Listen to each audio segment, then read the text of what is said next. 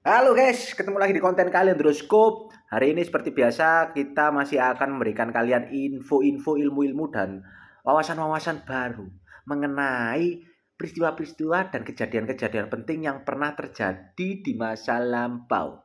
Nah, tapi guys ya, sebelum kita mulai video hari ini ya, saya tidak lupa mengingatkan kalian semua untuk segera subscribe channelnya Ausa 666. Karena apa guys? Karena ini guys ya, saya kasih tahu. Dengan kalian mensubscribe channelnya Ausa 666, kalian akan menjadi salah satu bagian dalam sejarah, yaitu menjadi salah satu member anggota dari orang yang di masa depan nanti akan menjadi seorang uh, seorang manusia yang bergabung dalam kelompok elit global. Iya, amin, amin. Amin. Oke, gimana guys? Kalian sudah subscribe channelnya sekarang? Yuk klik tombol di bawah. Segera. Karena kita sebentar lagi akan segera memulai konten Kalendroskop hari ini. Gimana? Sudah? Mantap? Oke, langsung guys. Kita mulai guys ya. Tapi ada yang baru guys. Ini bentar ya. Sebelum kita membacakan peristiwa-peristiwa atau kejadian-kejadian penting yang pertama ya. Ini ada yang baru. Sebelum itu, di video Kalidroskop hari ini ya, kita akan membacakan apa sih weton hari ini. Wah, itu sebagai orang asli dari Jawa ini jangan sampai lupa ya budaya-budaya dari Kalimantan. Aduh, bukan, maksud saya budaya-budaya dari suku Jawa ya. Oke. Orang Jawa itu lekat guys sama weton-weton, primbon-primbon dan apalah itu ya.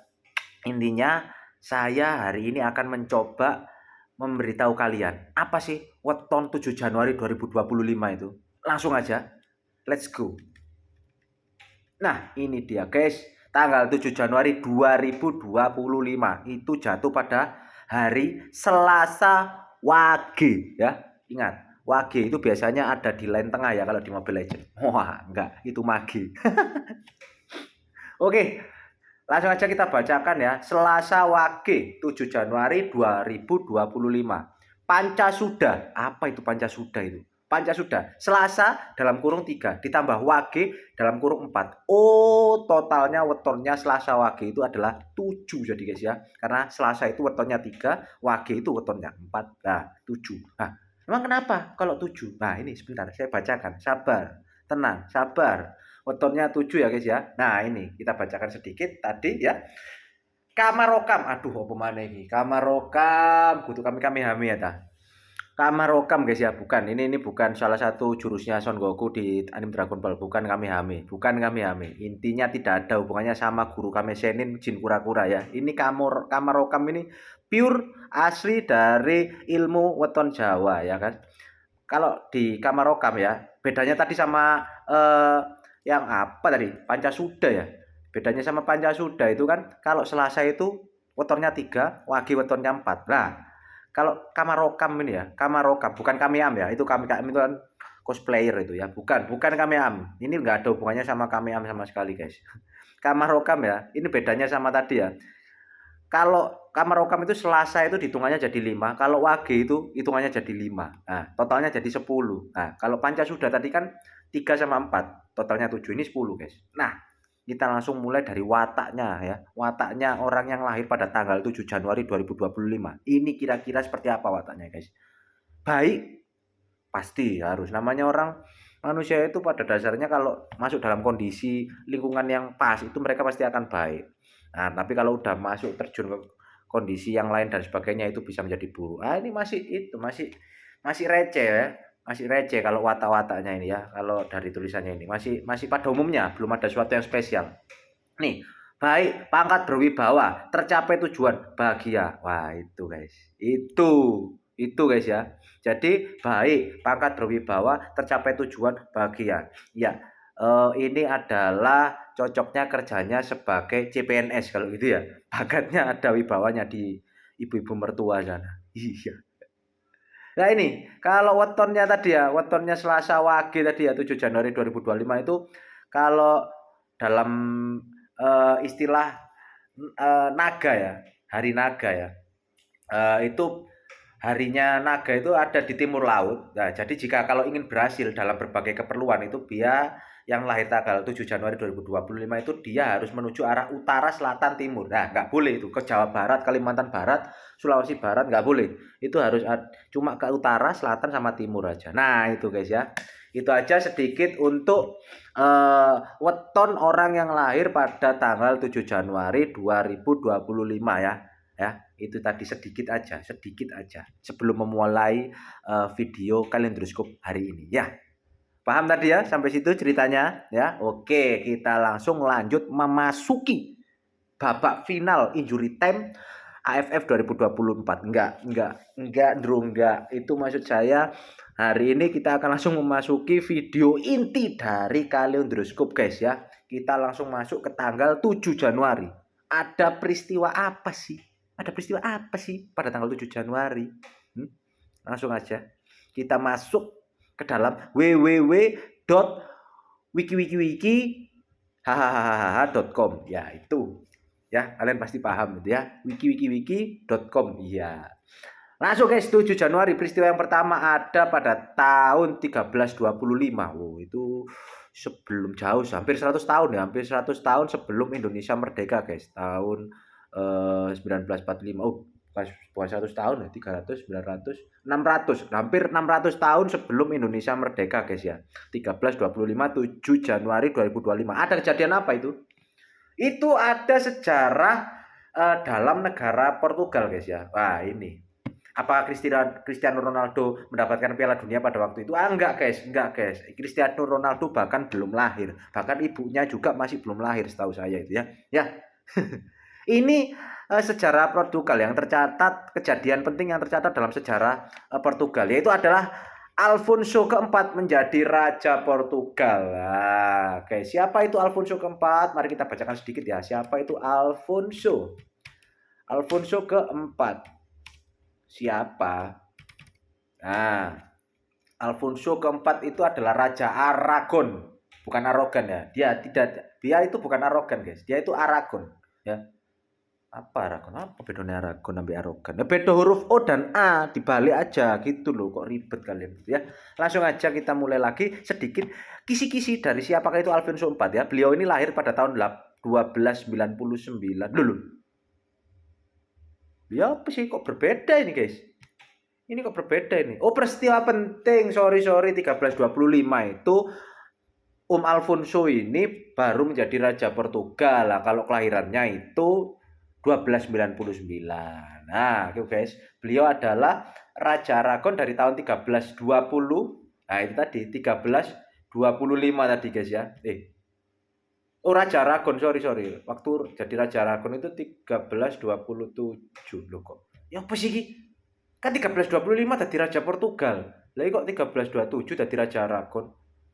Oh, mungkin dia hanya menjabat sebagai Raja Portugal 2 tahun dulu. Ya apa sih Raja Portugal? Mari jadi Raja Portugal jadi Raja Aragon. Nggak tahu guys, kalian cari sendiri guys ya. Kalian cari sendiri detail sejarah kehidupannya Alfonso ini kayak gimana. Saya di sini cuma membacakan apa yang tertulis pada wikiwiki.com itu tadi ya. wikiwiki.com itu tadi ya. Itu untuk kalian yang penasaran itu gimana sih sejarahnya Alfonso IV ini, kok bingung, kalian bisa langsung cari sendiri di Google ya guys ya. Karena kalau saya yang mencari nanti terlalu lama video kalendroskop hari ini ya. Sementara saya di video kalendroskop seperti yang sudah saya jelaskan di video-video kalendroskop yang sebelum-sebelumnya itu ya guys ya. Saya hanya akan menyebutkan peristiwanya dan hanya akan mensepil sedikit informasi mengenai tokoh atau karakter atau kejadian sedikit aja kayak itu tadi. Itu Alfonso IV itu tadi intinya lahirnya tahun segitu, tanggal segitu, jadi Raja Portugal tahun segitu, dan kok bisa malah jadi Raja Aragon tadi ketika 1327 ya, padahal 1325 dia ini baru aja menjadi Raja Portugal. Untuk selebihnya kalian bisa langsung cari sendiri di Google. Oke, paham sampai sini? Paham? Mantap. Yuk lanjut. Tahun 1558. Nah, 200 tahun setelah tadi ya, setelah Alfonso tadi ya. Nah, ini Prancis mengambil alih Calais, kepemilikan kontinental Inggris terakhir. Wah, itu tadi kepemilikan kontinental Inggris terakhir. Calais itu berarti dari kontinental Inggris terakhir gitu ya maksudnya ya. Ya ini guys, Calais ialah sebuah kota di Pas de Calais, Prancis bagian utara. Oh iya, pada waktu itu kan dia masih masuk dalam wilayah kekuasaan Inggris kayaknya guys ya. Itu guys. Jadi Calais pada waktu itu 1558 ini diambil alih oleh alah. Nah, itu guys ya. Intinya pada tahun 1558 si Calais itu pindah jadi punyanya Prancis lah guys. Nah, ini Prancis Utara tepatnya, Prancis bagian utara. Nah, tuh guys, gimana? Sampai sini, ini baru 2 kejadian loh guys. Ini sudah memberikan kalian insight-insight yang bagus dan nice itu ya di Kalendroscope itu ya. Itu makanya, kalian gak akan rugi subscribe channelnya Ausa 666 ini. Biar kalian dapat notifikasi ketika konten Kalendroscope ini tayang. Ya kan? Ini penting, kejadian-kejadian kayak gini ini penting kalian catat. Karena apa? Karena bisa jadi ini masuk dalam ulangan sejarah nasional di sekolah-sekolah kalian itu, ya kan? Lanjut guys, kita lanjut ke kejadian atau peristiwa penting berikutnya ya. Pada tahun 1566, beberapa tahun setelah Calais tadi diambil alih oleh Prancis ya, itu ada Pius V menjadi paus. Wah, ini Pius V menjadi paus. Siapakah beliau? Pius V ya. Paus Pius. Aduh. Ingat, jangan dijadikan clipper, bahaya, jangan dipotong. Ini tidak ada niatan untuk mengolok-olok, tidak ada niatan, tidak ada arah untuk ke sana ya. Intinya saya hanya membacakan. Memang beliau namanya Pius V guys, namanya Pius V dan beliau maksud saya ya, bukan dia, beliau ini menjadi paus ketika 1566. Ingat, tahan. Jangan ada ide-ide aneh di otak kalian. Jangan dibuat guyonan ya. Beliau ini tokoh penting dalam suatu agama guys ya. Ingat itu ya. Saya bacakan sedikit aja guys ya. Paus Pius V adalah paus Gereja Katolik Roma yang menjabat dari 8 Januari 1566 hingga wafatnya pada 1 Mei 1572. Nah, itu. Kalian lagi-lagi yang penasaran sama sejarah detailnya mengenai Pak Paus Pius yang kelima ini, kalian bisa langsung cari sendiri di Google ya guys ya, karena ini bahaya, bisa dipotong-potong sama kalian ini kalau kata-kata saya ada salah-salah kata sedikit ini ya, bahaya ini guys ya. Ingat, langsung aja kita lanjut ke masih di tahun yang sama guys. Nah, setelah dari itu tadi ya, dari kota Roma tadi ya, kita masih berpindah ke sedikit sejarah dari negara kita sendiri guys ya, pada tahun 1566 ya. Kita bacakan langsung. Kesultanan Aceh Darussalam secara resmi menjadi vasal dari Kekaisaran Utsmaniyah dengan status protektorat. Wah, itu secara resmi menjadi vasal. Apa itu vasal? Apakah daerah yang lebih tinggi atau daerah yang menguasai? Mungkin bisa jadi. Kalian bisa langsung cari sendiri di vasal, bisa cari sendiri di Google, maksud saya tulisannya vasal itu VASSAL. Nah, itu apa itu vasal? Nah, kalau dari pengertian awam saya ya, dari setelah membaca ini ya, mungkin guys ya, yang dimaksud dengan vasal itu kemungkinan adalah suatu daerah yang lebih tinggi atau yang menguasai daerah di bawahnya. Karena konteksnya kita bacakan dari kalimatnya itu tadi ya, Kesultanan Aceh Darussalam secara resmi menjadi vasal dari Kekaisaran Utsmaniyah. Nah, itu tadi ya. Nah, dengan status protektorat. Nah, status protektorat itu apa guys? Mari kita lihat apa itu status protektorat. Status protektorat itu apa? Sabar. Loading. Nah, ini status protektorat adalah status suatu wilayah yang dilindungi dan dikendalikan oleh negara lain yang lebih kuat. Nah, ya kan? Sesuai sama prediksi saya tadi guys. Nah, itu tadi berarti benar. Berarti memang pada tahun 1566 itu tadi ya, Kesultanan Aceh Darussalam itu akhirnya menjadi vasal atau yang melindungi atau mengatur dari Kekaisaran Utsmaniyah itu tadi ya guys ya. Kekaisaran Utsmaniyah itu ya kalian bisa cari sendiri di Google ya. Kesultanan Aceh Darussalam juga bisa kalian cari sendiri di Google. Mungkin di buku LKS sejarah kalian juga sudah ada diterangkan, kalian baca lagi itu guys ya. Jangan males baca, nanti stupid kalian di masa depan ya. Oke, kita lanjut ke kejadian berikutnya ya. Pada tahun 1610 itu ada Galileo Galilei memperhatikan keempat bulan terbesar Jupiter untuk ini kayaknya kata-katanya perlu dirubah sedikit guys. Galileo Galilei mungkin berhasil melihat bulan yang ada di bulan terbesar yang ada di Jupiter yang kebetulan ada 4 itu, dan untuk pertama kalinya ya di planet Jupiter itu. Dan beliau ini Pak Galileo Galilei ini tokoh terkenal sebagai penemu guys ya. Oke. Beliau ini Pak Galileo Galilei ini menamakan keempat bulan tersebut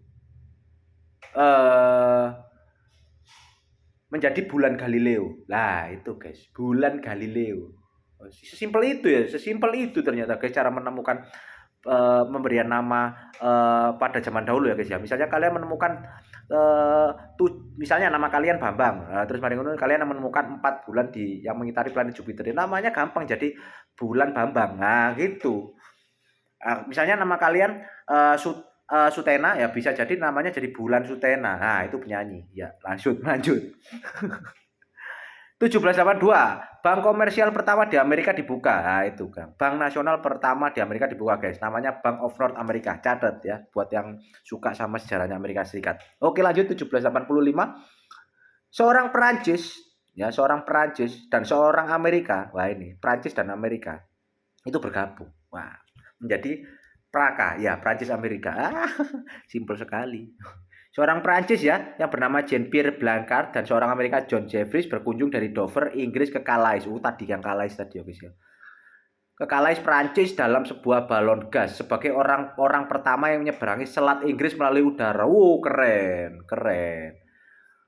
Kalian udah pernah belum nyebrang laut selat ya? Selat itu pakai balon udara. Ini beliau-beliau ini ya. Senggol dong. Iya sih. Yuk lanjut 1789 ada pemilu seluruh negara Amerika Serikat pertama itu tadi ya. Pemilu pertama di Amerika Serikat ya guys. Di seluruh negara. Di seluruh negara. Pemilu serentak maksudnya guys. Pemilu serentak itu pernah terjadi di Amerika yang pertama kali ada pada tahun 1789 guys. Mantap.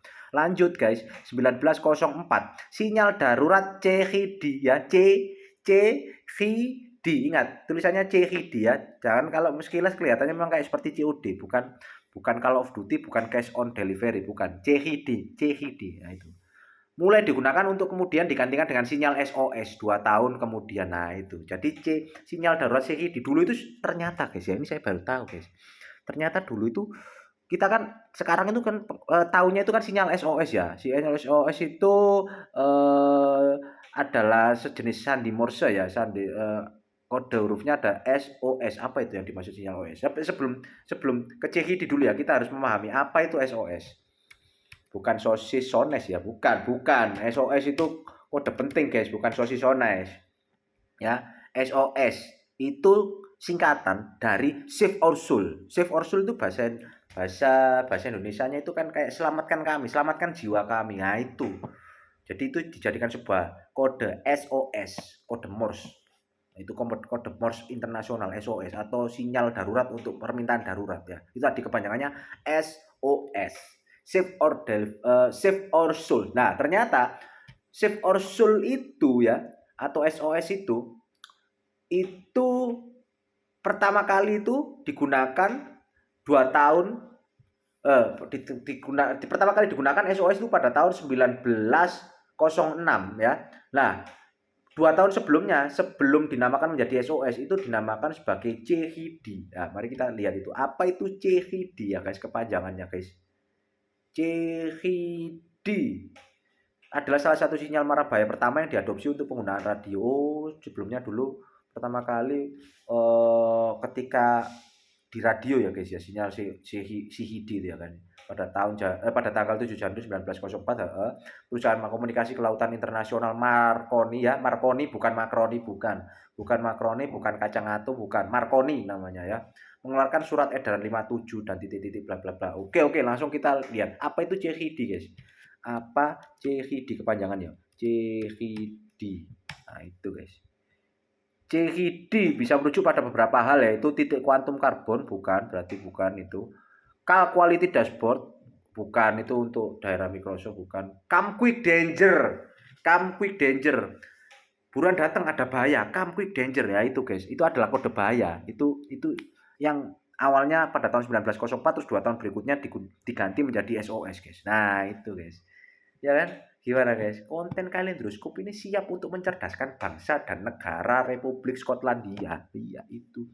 Skotlandia sih. Lanjut. 1927 panggilan telepon internasional pertama dari New York City ke London. Wah, ini saat itu pasti sudah belum ada kuota ya, kuota habis, sinyal sinyal sinyal susah, itu sinyal tinggal satu, nggak ada dulu, itu nggak ada dulu. Lebih hebat guys, lebih sangar sistem teleponnya itu guys, cuma di nerf beberapa tahun-tahun ke depannya, akhirnya di nerf, butuh kuota, butuh sinyal segala macam itu. Nah, ini panggilan telepon, pokoknya intinya panggilan telepon internasional pertama itu dilakukan pada New York City ke London ya guys ya. Itu dari New York City. New York City eh itu siapa ya yang ada di New York City itu ya? Ya pokoknya siapa artis New York ya? Oh, itu Spiderman. Spiderman telepon ke Doctor Strange yang ada di London. Nah, itu panggilan pertama itu mungkin dilakukan oleh Spiderman ke Doctor Stranger itu guys ya. Sepertinya begitu. Iya ya, nggak ngarang dulu, cuma ngarang. Yo, lanjut, masih di tahun yang sama, 1927 ada klub basket sirkus Harlem Globetrotters ya. Globetrotters memainkan gym pertama mereka, atau apa namanya, pertandingan pertama mereka. Oke, lanjut ke beberapa tahun berikutnya, ada tahun 1935, beberapa tahun ya, 10 tahun sebelum Indonesia merdeka guys ya.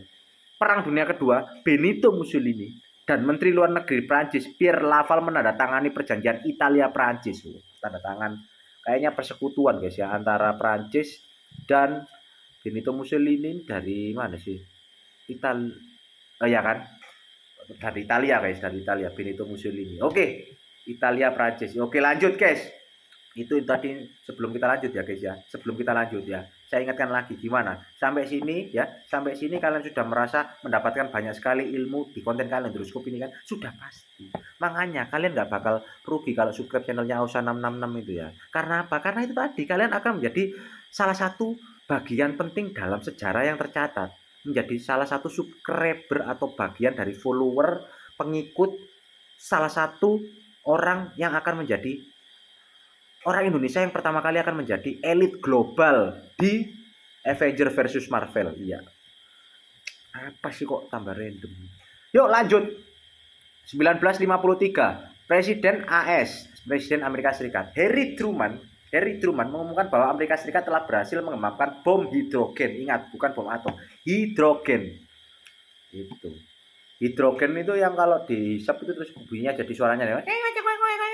Nah, itu ya, bukan, itu nitrogen, bukan hidrogen ya. Ingat, itu nitrogen, bukan hidrogen.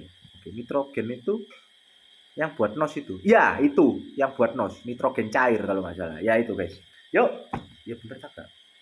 Garu, kalian cek sendiri kebenarannya.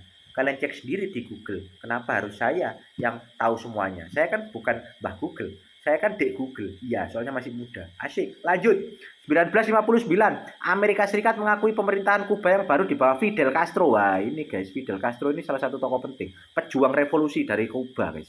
Che Guevara, Fidel Castro. Fidel Alessandro Castro Bush. Ya, itu. Tuh guys, ya. Langsung lanjut, kita beralih ke berita atau peristiwa penting dalam negeri. Peristiwa penting dalam sejarah di dalam negeri. Pada tahun 1965, Indonesia keluar dari PBB. Indonesia, catat ya, Indonesia keluar dari PBB pada tahun 1965 setelah Malaysia menjadi anggota tidak tetap Dewan Keamanan PBB. Memang Indonesia dan Malaysia ini, Indonesia dan Malaysia ini memang seperti Tom and Jerry, selalu bermusuhan, walaupun pada dasarnya beberapa kali juga terlihat tetap akur. Itu guys, sebenarnya Indonesia dan Malaysia ini ternyata posisinya sepertinya sudah dari zaman lampau itu guys ya. Itu pada tahun 1965 loh, beberapa tahun setelah Indonesia merdeka, Indonesia keluar dari PBB cuma gara-gara Malaysia menjadi anggota tidak tetap Dewan Keamanan PBB. Merasa tidak terima rakyat bangsa kita pada waktu itu. Ya mungkin memang pada waktu itu ada beberapa penilaian-penilaian atau faktor-faktor yang mempengaruhi keputusan tersebut, kita nggak tahu, tapi ya kita sebagai warga negara yang baik tetap harus menerima keputusan dari pemerintahan kita ya guys ya, karena mereka punya penilaian-penilaian tersendiri ya guys ya. Kita bersyukur aja, untungnya kita itu sudah punya pemerintahan. Coba kalau kita nggak punya pemerintahan, lah ini kan kayak anak kelas 1 SD nggak punya ketua kelas apalagi wali kelas ya kan bingung, ambiar jadinya, merusak sana merusak sini, waktunya pelajaran matematika malah sepak bola, waktunya pelajaran sejarah malah pelajaran menggambar ya kan, nggak teratur akhirnya. Ya itu tadi, kita harus bersyukur sudah punya orang yang memerintah kita, bukan maksudnya aparat pemerintahan kita itu ya. Yuk lanjut. 1979 guys ya, itu Pol Pot dan Khmer Merah itu digulingkan oleh pasukan Vietnam. Nah itu, siapa itu Pol Pot? Apa itu Khmer Merah? Mari kita bacakan sedikit aja ya. Pol Pot adalah seorang politikus dan revolusioner Kamboja ya, yang memerintah Kamboja sebagai Perdana Menteri Kamboja demokratis antara 1976 dan 1979. Beliau berideologi Marxis-Leninis dan nasionalis. Nah, itu guys ya, Pol Pot itu. Dan Khmer Merah itu apa? Khmer Merah adalah nama yang populer yang merujuk pada anggota Partai Komunis Kamboja atau JPK, dan dengan perluasan rezim di mana JPK memerintah Kamboja antara tahun 1975 dan 1979. Oh, sepertinya Khmer Merah itu adalah nama organisasi atau politik ya, anggota sepertinya itu, atau gerakan atau apalah itulah, intinya perkumpulan ya. Lah Pol Pot ini namanya orang yang mungkin memimpin atau petinggi atau salah satu petinggi di Khmer Merah tadi ya. Dan akhirnya pada tahun 1976 ya, catat ya, 1979 ya, Pol Pot dan Khmer Merah ini berhasil digulingkan oleh pasukan Vietnam. Apa itu Vietnam? Iya, Vietnam itu adalah yang musuh Indonesia kemarin. Yang berhasil mengalahkan Indonesia di Piala AFF 2024 itu ya. Iya, lanjut. Ini kan sejarah, ngapain langsung Piala sepak bola itu. Ciki guys, ciki. Yuk lanjut 1986. 1984 maksud saya ya. Ini peristiwa penting dalam sejarah negara tetangga kita ya, negara Brunei ya. Nah, ini pada tahun 1984 ini Brunei bergabung menjadi anggota ke-6 ASEAN. ASEAN itu Asia Tenggara atau suatu organisasi atau yang menaungi seluruh negara-negara yang berada dalam kawasan Asia Tenggara guys. Setahu saya itu. Yuk kita bacakan aja ya kalau kita masih ragu-ragu ya. Nah kan, ASEAN adalah perhimpunan bangsa-bangsa Asia Tenggara. Nah itu guys, perhimpunan bangsa-bangsa, perhimpunan negara-negara yang ada di area sekitar Asia sekitar bukan area wilayah Tenggara. Nah itu guys. Untuk yang pengen tahu siapa aja anggota yang ada di ASEAN itu, kalian bisa langsung cari sendiri di Google guys. Nanti kalau saya jelaskan satu-satu terlalu lama ya. Pokoknya intinya tadi 1984, 7 Januari 2000 bukan 7 Januari maksud saya, 7 Januari 1984 intinya Brunei itu berhasil bergabung atau diterima menjadi anggota ASEAN yang ke-6. Oke, lanjut. Apa itu tadi? Berapa lagi kejadian penting berikutnya? Itu terjadi pada pada 5 tahun berikutnya ya, setelah Brunei bergabung menjadi anggota ke-6 ASEAN ya, pada tahun 1989 ya. Pada tahun 1989 Akihito ya, Akihito menjadi Tohiaki. Enggak, itu kan tinggal dibalik. Maksud saya Akihito bukan Tohiaki ya. Toriyama, apalagi Toriyama. Nah, itu kan pengarangnya. Beliau kan almarhum pengarangnya Dragon Ball. Ya enggak, maksud saya Akihito, kembali lagi ke Akihito ya. Akihito ini enggak, beliau itu ya memang tua tapi tidak ada hubungannya sama suku Jawa. Beliau ini bukan dinamakan Akihito karena dipanggil Aki-Aki, enggak, itu memang namanya dia sendiri ya guys ya. Akihito itu pada tahun 1989 berhasil menjadi kaisar Jepang guys. Akihito ya kan, kaisar Jepang yang ke-125 guys. Oh, udah banyak ya ternyata kaisar di Jepang itu ya guys. 125. Beliau ini ya, Akihito adalah kaisar Jepang yang ke-125 dan berkuasa pada 1989 sampai 1989. Sepertinya itu adalah zamannya ketika Samurai Kenshin Bimura Batosai berhasil menikah dengan Kagumi dari Inuyasha. Iya, enggak. Lanjut. Yuk, 1999 ada kasus impeachment Presiden Bill Clinton dimulai. Apa itu kasus impeachment ya? Kita bacakan sedikit.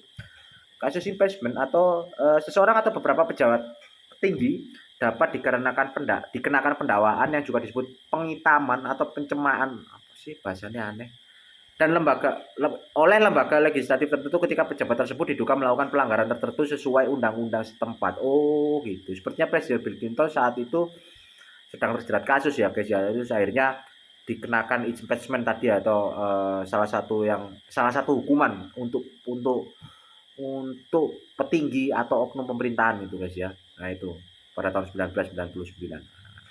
Oke guys, kita sampai di peristiwa penting terakhir ya, yang akan saya sebutkan pada Kaleidoskop episode hari ini. Kali ini, video ini. Alah, terlalu banyak kata-kata, bro. Ya oke. Sebelum saya sebutkan peristiwa penting yang terakhir guys ya, sekali lagi saya ingatkan, buat kalian yang belum subscribe channelnya Ausa 666, yang belum subscribe channel ini, kalian harus segera subscribe channelnya Ausa 66 guys. Kenapa? Why?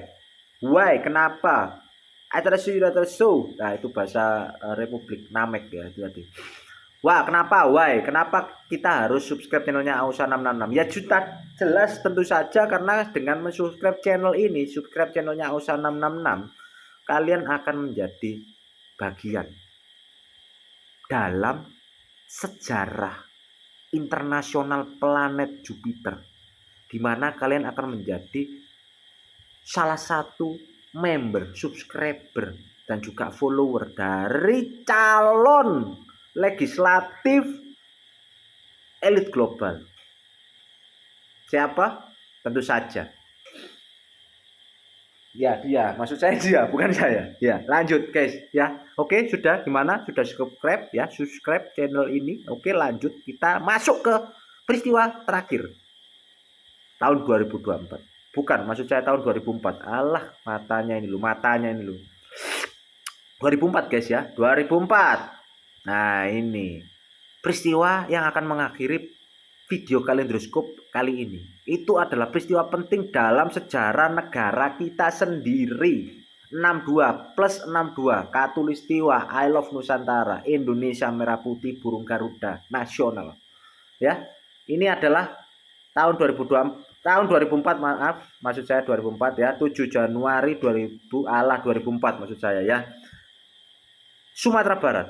Nah, ini Sumatera Barat. Ada apa di Sumatera Barat? Nah, ini Kabupaten Dharmasraya di Sumatera Barat didirikan. Kabupaten di Sumatera Barat. Dharmasraya, agak susah guys. Dharmasraya. Dharmasraya, Dharmasraya, Kabupaten di Sumatera Barat ya. Adalah nama ibu kota dari sebuah kerajaan. Oh, ini awalnya Dharmasraya adalah nama ibu kota dari sebuah kerajaan Malayapura. Sebuah ibu kota dalam era kerajaan pada waktu itu ya. Kerajaan Malayapura tepatnya yang ada di Sumatera, guys.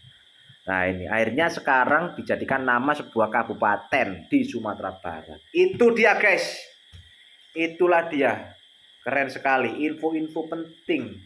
Wawasan-wawasan penting. Pelajaran-pelajaran penting yang dapat kita ambil dalam video Kaleidoskop kali ini. Sangat-sangat banyak. Sangat-sangat bermutu. Sangat-sangat very nice. So nice. So good. Itu ya. Nah. Yang karena langsung aja kita akhiri episode video Kaleidoskop hari ini ya. Saya ingatkan lagi-lagi, kalian itu sudah saya kasih info-info, ilmu-ilmu, pelajaran-pelajaran penting yang akan keluar di ulangan sejarah sekolah kalian. Karena itu saya ingatkan lagi, jangan lupa subscribe ya. Subscribe itu gratis, beli pecel itu bayar, beli ST apalagi 14.000 itu total sama pecel tadi. Nah, subscribe gratis, nggak perlu keluar 14.000, nggak perlu jalan kaki, nggak perlu ngobrol sama yang jualan, nggak perlu, langsung subscribe, tinggal klik. Nah, ini pakai tangan ini, klik yang arah bawah itu di video ini, yang bawah itu, klik loh, itu klik subscribe, simple sekali ya. Karena apa ya? Karena itu tadi guys, nggak bosen aku ngomong gitu ya. Dengan kalian mensubscribe channel ini itu presentase tingkat kecerdasan warga negara kita itu akan meningkat, karena itu tadi konten kita kan sangat-sangat mendidik sekali untuk bangsa Piccolo di planet Namek gitu ya. Itu lah, maka dari itu jangan lupa subscribe channel 666. Karena apa ya, itu ya. Mantap ya. Gimana, sudah subscribe? Aman. Oke, kita ketemu lagi di konten Kaleidoskop episode berikutnya guys ya. Dan jangan lupa hari ini kita akan tayang 2 video ya. Ditunggu aja Kaleidoskop yang di part kedua ya. Ditunggu aja. Oke, mantap. Siap. Goodbye. Goodbye.